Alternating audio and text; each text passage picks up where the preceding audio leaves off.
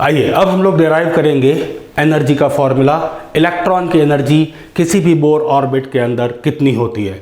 ये फॉर्मूला बहुत ट्रिकी है, आप ध्यान से समझ लीजिए। मैं आपको एक हिंट भी दूंगा जिसका हम बोलते हैं हैंडल, तो मैं हैंडल बताऊंगा। तब तक आप देखिए कि हमारे पास में एक एटॉमिक मॉडल है जिसमें बहुत सारी शेल्स बनी हुई हैं, सेंटर में न्यूक्लियस है, इन शेल्स में इलेक्ट्रॉन्स हैं, सब घूम रहे हैं जिन्होंने न्यूक्लियस से एनर्जी ले रखी है और यहाँ पर तेज़ी से घूम रहे हैं। ये एनर्जी एक तरह से बाइंडिंग एनर्जी जैसी होती है। इलेक्ट्रॉन एटम को छोड़ के नहीं जा सकता जब तक कि वो उतनी एनर्जी वापस लौटा न दे। तो देखिए वो एनर्जी है कितनी। अगर हम किसी भी एक इलेक्ट्रॉन पे फोकस करें तो हमें क्या मिलेगा, उस इलेक्ट्रॉन के पास में काइनेटिक एनर्जी है क्योंकि वो घूम रहा है, तो उसके पास में है हाफ mv² काइनेटिक एनर्जी। और क्या है उसके पास, क्योंकि वो एक इलेक्ट्रोस्टैटिक सिस्टम का पार्ट है इसलिए उसके पास में पोटेंशियल एनर्जी भी है। कौन सी पोटेंशियल एनर्जी, तो हम बोलेंगे इलेक्ट्रोस्टैटिक पोटेंशियल एनर्जी। क्या फॉर्मूला है, तो उसका फॉर्मूला है 1/4πε0 Ze। ये क्या है, न्यूक्लियर का चार्ज, नेगेटिव E ये किसका चार्ज है, इलेक्ट्रॉन का, डिवाइडेड बाई R ये है हमारी पोटेंशियल एनर्जी। तो इन दोनों एनर्जीज को अगर हम ऐड करेंगे तो हमें इलेक्ट्रॉन की टोटल एनर्जी मिल जाएगी। देखिए ध्यान से, काइनेटिक पोटेंशियल दो तरह की एनर्जीज का समावेश हो रखा है इलेक्ट्रॉन के अंदर। दोनों की एनर्जी को लेकर के इलेक्ट्रॉन अपनी स्थिति को बनाए हुए है। अब जरा देखें इसको हम क्या कर सकते हैं। तो हमने बोला देखो ये वाला जो हिस्सा है ना, वो ऐसा लगता है जैसे सर्कुलर मोशन का हिस्सा है, और ये वाला हिस्सा हमको लग रहा है कि जैसे कि ये हमारा इलेक्ट्रोस्टैटिक का हिस्सा है। क्यों ना दोनों चीजों को एक जैसा कर दें। कैसे कर दे, तो उसने बोला अरे आपको फर्स्ट पॉस्टुलेट में बताया था बोर्ड ने कि mv²/r की वैल्यू इस तरह से लिखी जा सकती है, इलेक्ट्रोस्टैटिक फोर्स के इक्वल Ze²/r²। तो क्यों ना इसमें से mv² की वैल्यू निकाल ली जाए। mv² = r को वहां शिफ्ट करना है, Ze²r/4πε0r²। जरा एक r कैंसिल कर दिया जाए तो नीचे सिर्फ अकेला r बचेगा। ये वैल्यू यहां सब्स्टिट्यूट करनी है, ठीक है। तो अब हम लिखना शुरू करते हैं। तो E की वैल्यू आएगी हमारी 1/2, क्या वैल्यू सब्स्टिट्यूट कर रहा हूं, mv² की, कितनी है, Ze²/4πε0r। और बाद में क्या लिखा हुआ है, पोटेंशियल एनर्जी, यहां पर माइनस है, ध्यान रखना, उस माइनस को मैंने आगे ले लिया, तो ये हो गया Ze²/4πε0r। अरे ये तो यो हो गया, मतलब दोनों चीजें एक जैसी दिख रही हैं, दोनों चीजें प्लस और माइनस में है। ऐसा लग रहा है कि हम कोई बिल्कुल एक जैसी दो चीजों का समूह लेकर के कुछ काम कर रहे हैं। इसको बहुत से लोग यो बॉल बोलते हैं। मैं क्यों बोल रहा हूँ यो बॉल, मैं आपको बताऊंगा उसका कारण। तो आप देखिए ये टर्म और ये टर्म बिल्कुल एक जैसी है। ये हाफ है, ये फुल है, लेकिन ये नेगेटिव में है, तो हाफ में से फुल को माइनस कर दिया तो फिर नेगेटिव का हाफ बच गया। क्या बच गया, Ze²/4πε0r multiplied by negative half. तो इस चीज को हमने बोला ये हमारे एनर्जी का फॉर्मूला हो गया। लेकिन इसमें r की वैल्यू सब्स्टिट्यूट की जा सकती है क्योंकि हमने पहले r की वैल्यू निकाली है। तो जरा देखें r की वैल्यू कौन सी सब्स्टिट्यूट करनी है। r की वैल्यू सब्स्टिट्यूट करनी है εmE²h²πme²z। ये वैल्यू हमें यहाँ पर सब्स्टिट्यूट करनी है।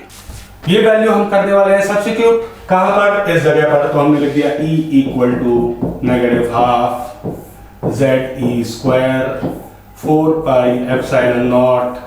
r के बदले में वैल्यू सब्स्टिट्यूट कर रहा हूं, मतलब मैं लिख रहा हूं ε0 n² डिवाइडेड बाई समथिंग। तो डिवाइडेड वाली चीज को ऊपर लिख लेते हैं, तो ऊपर लिख देते हैं πme²z और यहां से ब्रैकेट बाहर। बस हमारा काम खत्म हो गया। थोड़ी सी सारी चीजें यहाँ पर बहुत सारी बिखरी हुई हैं, उनको इकट्ठा कर देते हैं। तो देखिए z 2 बार है तो Z² हो गया।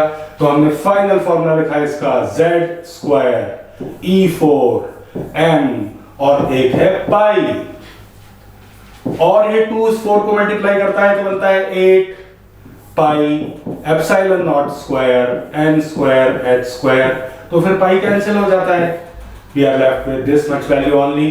तो हमने E का फाइनल फॉर्मूला लिखा, E = -Z²E4m divided by 8πε0² E किस पर डिपेंड कर रहा है, E डिपेंड कर रहा है Z पर, E डिपेंड कर रहा है N पर, E की प्रोपोर्शनलिटी किसके साथ है? Z के स्क्वायर के साथ। E की इनवर्स प्रोपोर्शनलिटी किसके साथ है? n स्क्वायर के साथ। E is proportional to Z square, E is proportional to 1 upon n square। इसका मीनिंग क्या है?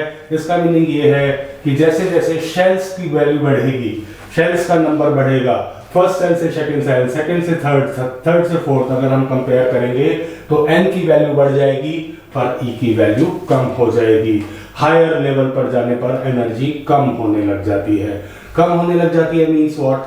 हमने बोला देखिए नेगेटिव एनर्जी का इलेक्ट्रॉन होता है, ये देखिए यहाँ पर नेगेटिव साइन, नेगेटिव इलेक्ट्रॉन की एनर्जी होती है, ये धीरे धीरे धीरे धीरे पॉजिटिव की तरफ जाने लगती है, वैल्यू कम हो रही है, वैल्यू जीरो की तरफ जा रही है, इसका मतलब एनर्जी बढ़ रही है।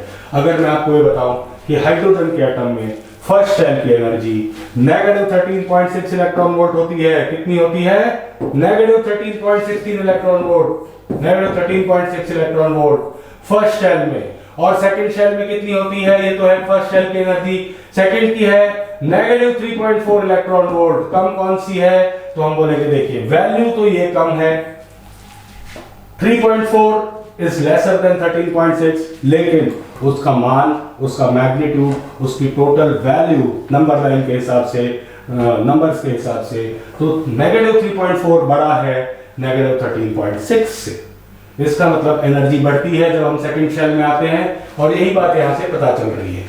Z के बारे में क्या पता चल रहा है कि अगर आप दो अलग अलग एटम्स को कंपेयर करते हैं, सपोज हाइड्रोजन में हीलियम को, हीलियम का Z ज्यादा है, इसलिए किसी भी सेम शेल के लिए अगर हम कंपेयर करें first shell of hydrogen compare to first shell of helium या second shell of hydrogen compare to second shell of helium, तो उसमें रहने वाले इलेक्ट्रॉन की एनर्जी जिसका Z ज्यादा है उसकी ज्यादा होगी, मतलब हीलियम वाले इलेक्ट्रॉन के पास में एनर्जी ज्यादा होगी। ये बात बता रही है हमारी equation E is equal to E is proportional to Z square। तो इस तरह से हमने एनर्जी का फॉर्मूला भी लिखा। एनर्जी के फॉर्मूले में से हमें जो काम की बात मिली उस बात को हमने यहाँ पर एक्सट्रैक्ट आउट किया और लिख करके देखा। इससे हमें पता चल जाएगा कि जब भी हम कोई न्यूमेरिकल ऐसा पाएंगे जिसमें हमें तुलनात्मक कंपेयर करने वाला क्वेश्चन दिया जाए, तो हम सिर्फ इतने से पोर्शन का इस्तेमाल करके उस न्यूमेरिकल का आंसर कर लेंगे।